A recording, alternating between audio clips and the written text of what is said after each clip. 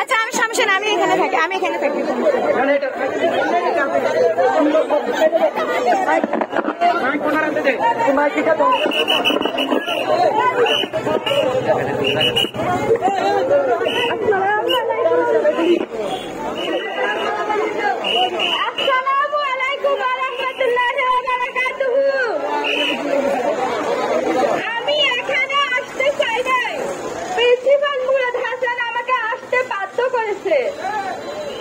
আমি প্রথমে বলছি ওই ভাইয়ের কাছে যে আমি কিন্তু মাদ্রাসায় যাইলে তোমার খবর হবে, তোমার বাড়ির খবর আছে মেনে নাও, আর না হয় তুমি আমার সাথে যে অন্যায় করছো সেটা তুমি ক্ষমা চাও এবং আমার কাছে তুমি যে লেনদেন আছে সেটা তুমি পরিশোধ করো। কিন্তু সে এটা করে না, বলতেছে আমার কাছে টাকা চাইছে 60,000 টাকা, যে ওর ভাই সমস্যা টাকা দেন, টাকা দিলে তারপর আপনাকে নিয়ে আসবো। তা আমি বলছি আমরা সবাই টাকা চলে আসছি বাড়ি থেকে, আমি বলছি ঠিক আছে আমি মাদ্রাসায় যাবো। কিন্তু আমি এখানে আসছি শুধু একটা কারণে, ও আমাকে আসতে বাধ্য করছে, ও আমাকে যে বুঝতেছে সেটা আমি জানতাম না। 2021 বিয়ে হয়েছে, কিন্তু সে সেটা আমাকে বুঝতে দেয় নাই। ওই অবস্থায় আমি, ওর মা অসুস্থ, আমার শাশুড়ি, আমি ঢাকাতে গেছি, ঢাকায় যাই আমার অসুস্থ মাকে নিয়ে ওদের এখানে, আমার শাশুড়ির রুমে আমাকে ঢুকতে দেয় নাই, পিজি হাসপাতাল, সেখানেও আমাকে ঢুকতে দেয় নাই, বলতেছে যে আপনি। আমি বললাম কেন, আমার হাজবেন্ড, আমার শাশুড়ি অসুস্থ, আমি দেখতে আসছি। তখন আমি জানতাম না যে ও আমাকে ডিভোর্স দিচ্ছে। এরপর আমি যখন বাড়িতে আসি, ওদের বাড়িতে রওনা দিই ঈদের সময়, তখন ও আমার বাবাকে অকথ্য ভাষায় খারাপ ভাষা ব্যবহার করে যে আপনার মেয়েকে তো আমি আরো 6 মাস আগে তালাক দিচ্ছি, কেন আমার বাড়িতে আসবেন। এখন আমার প্রশ্ন হলো ও আমাকে ডিভোর্স দিতে দিবে। এখন আমার একটা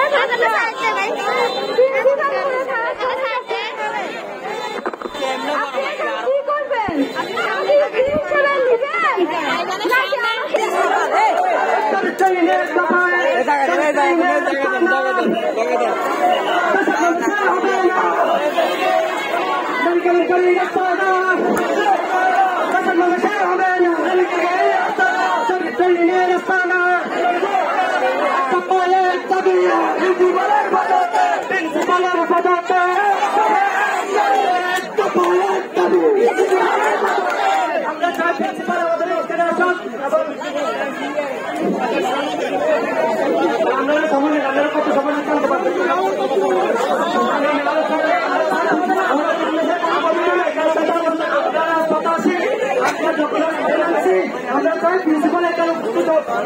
সকালবেলা আসি চূড়ার মতো আপনার কাছে চলে গেছে, আমরা চাই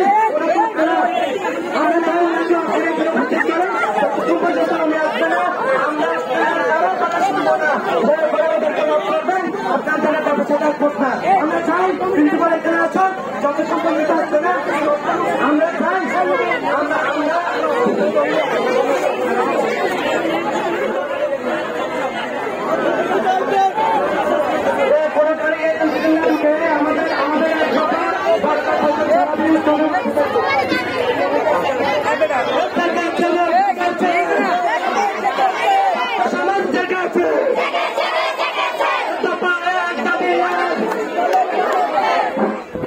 আমাদের সাধারণ শিক্ষার্থীদের যতক্ষণ পর্যন্ত ভিতর থেকে কোনো রকম ঘোষণা না আসবো ততক্ষণ পর্যন্ত কেউ আসতে পারবেন না।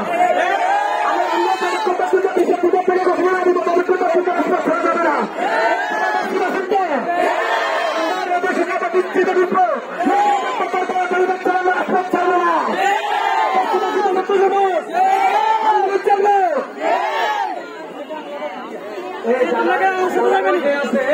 আমাদের ভলান্টিয়ার যেমন প্রিন্সিপাল এখানে আছে, আমরা দরকার পড়লে সারাদিন মাঠে থাকবো এবং আজকে জরিনা আছে আমরা ওনার অফিসে তারা মানবো এবং আমাদের এক দফা অব্যাহত থাকবে ইনশাল্লাহ।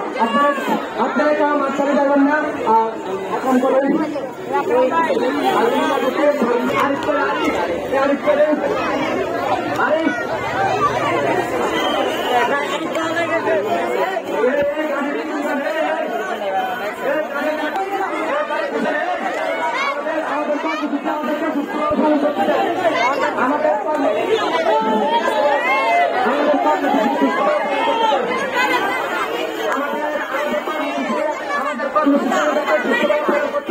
আমাদেরকে বাধ্য করে অন্য কোনো করার জন্য আমাদের কর্মসূচি আপনারা সুস্থভাবে